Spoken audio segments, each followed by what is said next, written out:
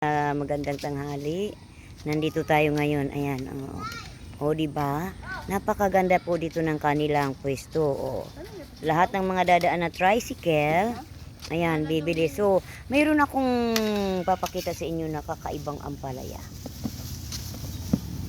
Magkano yung kilo ng patula?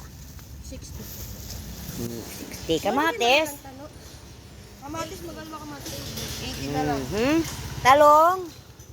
120 na. Oh, 120 ang kilo. Oh, pipino. Ito pinakamasarap.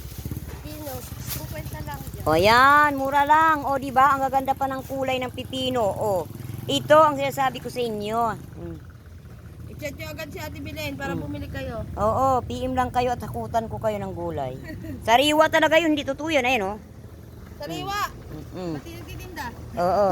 Ayan o, hindi. Anong tawag dito? Ang palaya. Palayang Hindi. Ito yung tinatawag na ampalayang bayawak.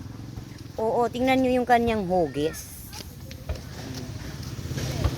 Ayan o, yung kanyang hugis. O, di ba? Malalaki siya. Hindi yung katulad nung ampalayang bilog. Siya naman malalaki, mahaba din eh. O, tinatawag siyang ampalayang bayawak. So ngayon lang ako nakakita na mayroon palang tinatawag na ampalayang bayawak. Ayan, o di ba? Pero hindi po siya mapait.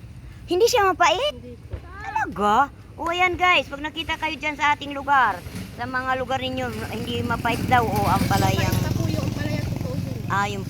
Oo, kasi mapait talaga yun eh. Ayan o, ampalayang